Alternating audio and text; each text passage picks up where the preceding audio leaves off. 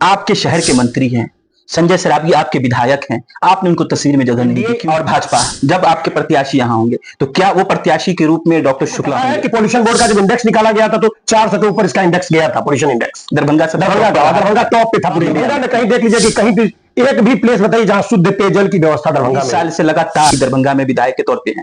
एक प्रत्याशी के तौर पे लोग वादा करता है कि 5 साल मौका दीजिए, हम आपके शहर का वातावरण बदल देंगे, शहर का विकास का जो रूपरेखा प्रतिनिधि को 20 साल मौका मिलता है, उसके बाद भी आप कह रहे हैं दरभंगा का विकास बाकी है और उस विकास को करने के लिए तत्पर उठाया। बात पार्क की बात उठाई, शौचालय की बात, 5 लोगों को बैठ करके बात करने की, स्थान खोजने की जगह करने के लिए आपको झुग्गी झोपड़ियों वाले को या रोड किनारे या फुटपाथ वाले को आपको जगह देना पड़ेगा। वो रोजी रोटी कैसे किसी पार्ट्स को नहीं देखेंगे तो अल्टीमेटली कोई औचित्य नहीं बनता है कि किसी प्रकार का आप कहीं का नहीं पाए। तो अब देखा होगा कि कुछ दिन पहले मंत्री जी आकर उसका शिलान्यास भी करते हैं, फिर जो का तो बना हुआ स्थिति है, जाम की स्थिति इस तरह से बनी हुई है, चारों तरफ 5 आदमी एक्सीडेंट हो रहा है, कभी दुनार में एक्सीडेंट हो रहा है। सही समय है सड़क पर का नाले का निर्माण बरसात के समय जितने भी दरभंगा में रोड सड़कें चल रही है ज्यों की त्यों बनी हुई है, कचरा का अंबार लगा पड़ा हुआ है। आउटडोर गेम खेलने के लिए हमारे दरभंगा में कोई जगह नहीं है।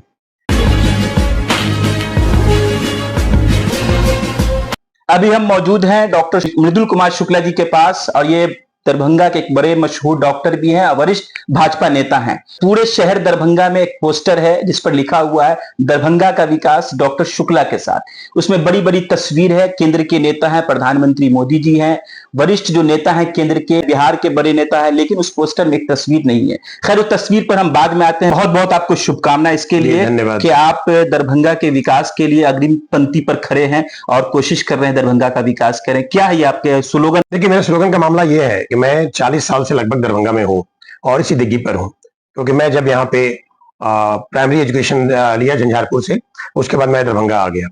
तो यहाँ से मैंने हाई स्कूल का भी ये लिया, साथ ही साथ मेरे मेडिकल का पार्ट जो भी ISC का है, सारा एजुकेशन मेरा दरभंगा ही से हुआ। और मैं फॉर्चुनेटली मेरी शादी भी दरभंगा हुई और मैं दरभंगा का वासी बन के यहाँ पे हूँ। मैं जिस समय दरभंगा में आया था उस समय की परिस्थिति और आज की परिस्थिति को मैं देखता हूँ तो मुझे लगातार लग रहा है कि सरकार के लगातार सप्लीमेंटेशन करने के बावजूद और जो सरकार का जो फंड आता है उस पार्ट्स के आने के बावजूद भी जो पब्लिक की एमिनिटीज बढ़नी चाहिए ना, वो एमिनिटीज में कोई सुधार मैं नहीं देख पा रहा हूं। और मुझे ये लगता है कि ये सरकार के स्तर से नहीं है, हमारे लोकल स्तर पे इस पे देखने की जरूरत है। और कहीं ना कहीं से इस पार्ट को नेग्लेक्ट किया गया है, तभी ऐसी स्थिति हमारे दरभंगा की बन पड़ी है। जैसा कि आप देख रहे हैं कि आज सुबह के दौर में अगर आप जाए तो आप फील करेंगे कि मॉर्निंग आवर में आदमी यहाँ से टहलना चाहते हैं तो यूनिवर्सिटी के अलावा कोई प्लेस नहीं है, बहुत से बहुत कुछ आदमी म्यूजियम में जाते हैं।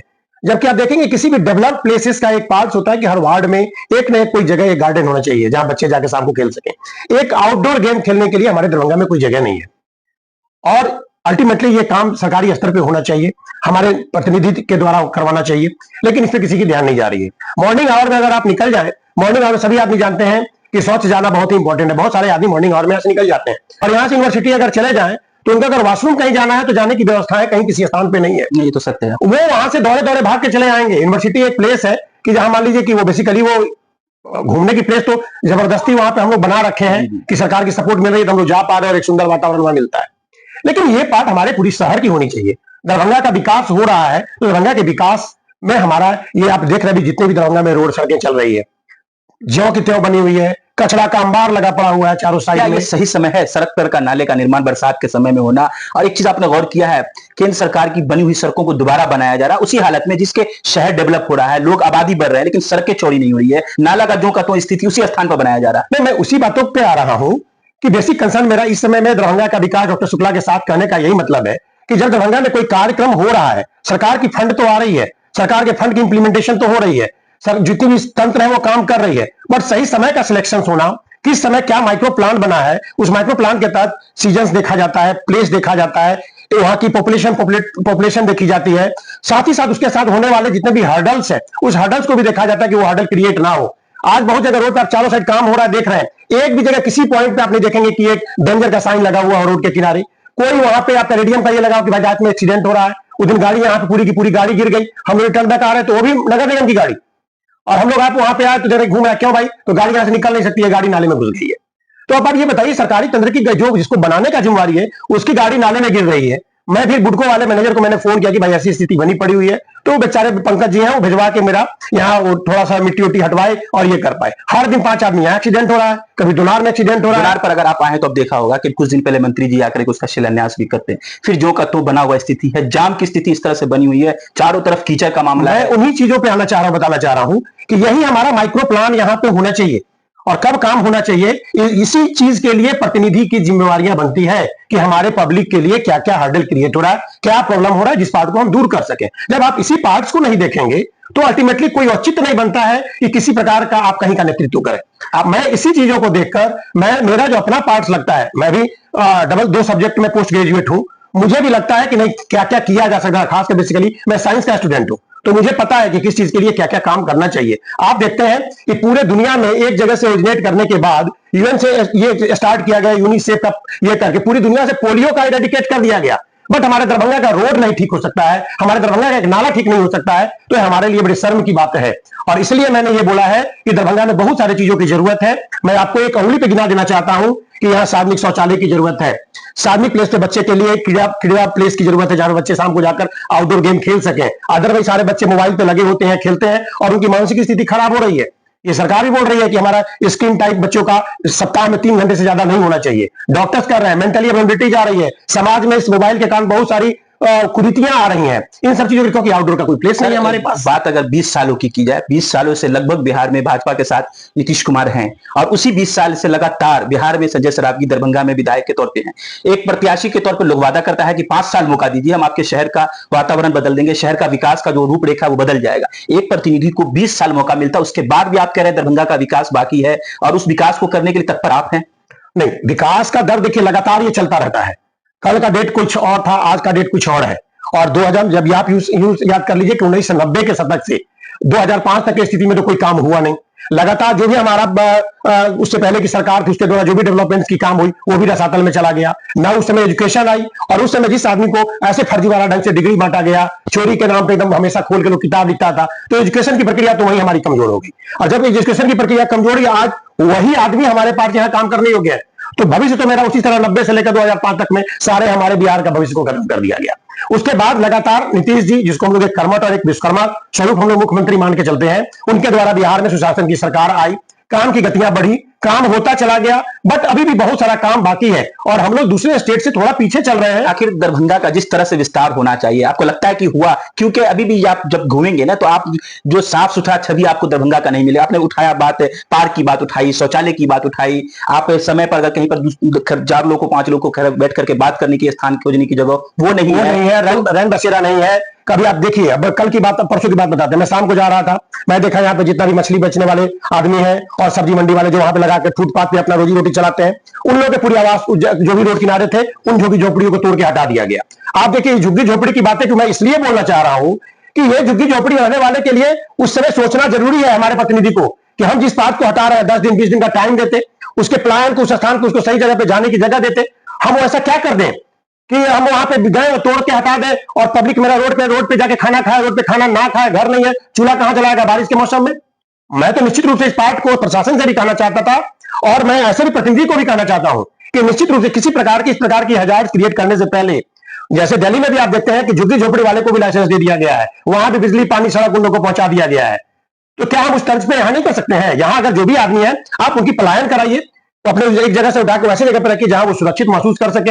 अपने बिजनेस के पार्ट को चलाने के लिए उनके निश्चित रूप से एक ऐसा जगह बनना चाहिए, हाट बनना चाहिए, या हाट जैसा रूप एक मार्केट होना चाहिए जहां लोग जाए तो सब्जी खरीद ले।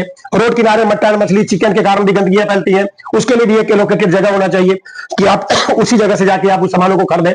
तो बिजनेस करने के लिए आपको झुग्गी झोपड़ी वाले को या रोड किनारे या फुटपाथ वाले को आपको जगह देना पड़ेगा। वो रोजी रोटी कैसे चलाएंगे?